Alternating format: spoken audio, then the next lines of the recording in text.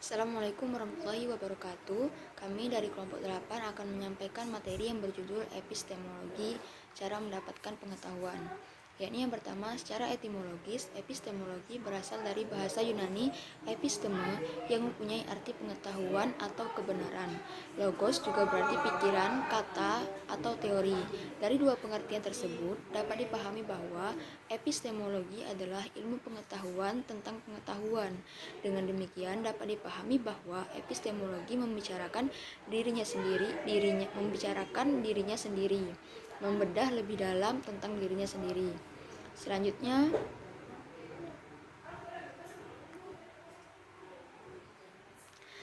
pembahasan tentang pengetahuan telah dimulai sejak masa-masa para filsuf Yunani. Dasar mereka berfilsafat adalah karena mereka sudah tidak percaya terhadap pengetahuan indrawi. Di antara para ahli filsuf ada yang lebih mengutamakan unsur akal, ada yang menggabungkan antara keduanya, yaitu indrawi dan akal. Dan ada juga yang berpendapat bahwa pengetahuan bersifat relatif subjektif. Pada masa modern ini, masih ada pemikir yang mempresentasikan orientasi-orientasi ini. Namun, kajian tentang pengetahuan epistemologi telah menjadi kajian yang berdiri sendiri atau independen. Selanjutnya akan disampaikan oleh Saudara Ridho Ogonda. Baik, selanjutnya dalam maksud, yaitu maksud dalam ketika mengobservasi, menyelidiki, mempercayai, dan berhasrat. Namun sekaligus perasaannya tidak berbeda atau bahkan terdorong ketika melakukannya. Yang pertama adalah mengatur atau organize, yaitu setiap pikiran adalah suatu organisme yang teratur dalam pikiran kita sendiri. Yang kedua adalah menyesuaikan atau adaptasi. Menyesuaikan artinya adalah pikiran selalu menyesuaikan dan mempunyai batasan-batasan terhadap segala kondisi kita. Yang ketiga adalah menikmati atau enjoy, yaitu pikiran-pikiran mendatangkan keasikan, atau bisa dikatakan setiap kita menekuni persoalan, ia akan menikmati itu dalam pikirannya. C adalah proses terjadinya pengetahuan. Terjadinya pengetahuan adalah masalah yang amat penting dalam epistemologi ini, karena pengetahuan akan membuat seseorang paham akan apa itu filsafat. Jawaban yang sederhana adalah filsafat a priori, yaitu ilmu yang terjadi tanpa melalui pengalaman, baik indera maupun batin. Atau yang sederhananya lagi adalah a posteriori, yaitu ilmu yang terjadi karena adanya pengalaman. Ada 5 hal yang merupakan alat untuk mengetahui proses terjadinya pengetahuan. Yang pertama adalah pengalaman indera, atau bisa disebut sense experience. Dalam filsafat, paham yang menekankan pada kenyataan disebut realism, yaitu paham yang berpendapat bahwa yang dapat diketahui hanya kenyataan. Jadi, ilmu itu berawal mula dari kenyataan yang kita serap oleh indera. Yang kedua adalah nalar, yaitu reason.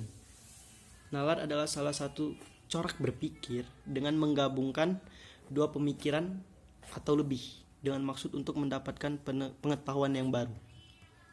Yang ketiga adalah otoritas atau authority. Otoritas adalah kekuasaan yang sah yang dimiliki oleh seseorang dan diakui oleh kelompoknya.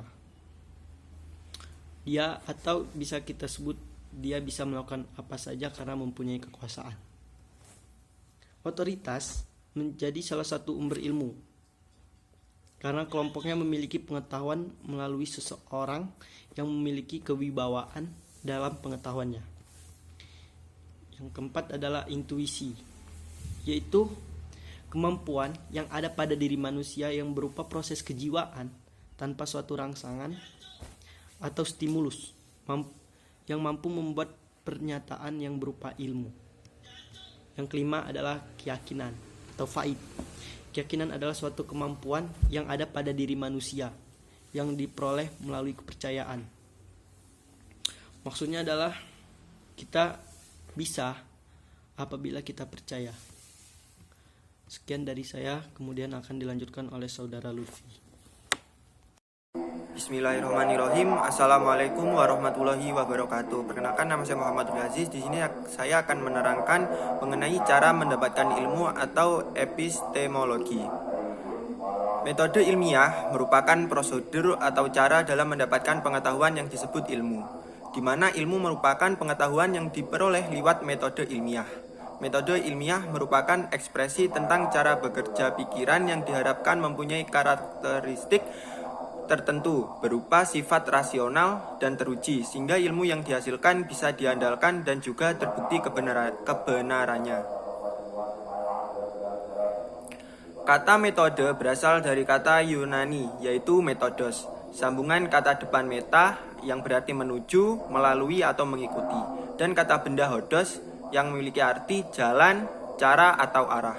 Kata metodos berarti penelitian, metode ilmiah, uraian ilmiah, atau yaitu cara bertindak menurut sistem aturan tertentu.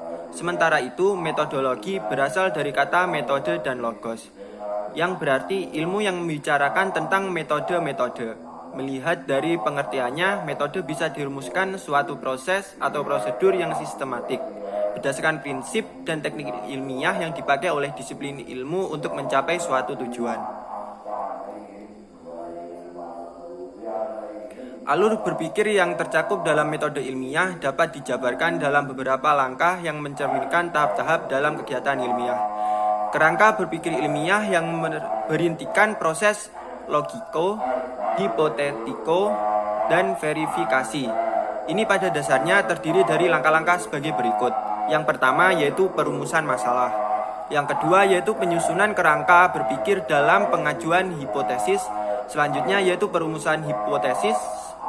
Yang nomor 4 pengujian hipotesis, dan yang terakhir yaitu adalah penarikan kesimpulan. Mungkin cukup sekian dari saya. Wassalamualaikum warahmatullahi wabarakatuh.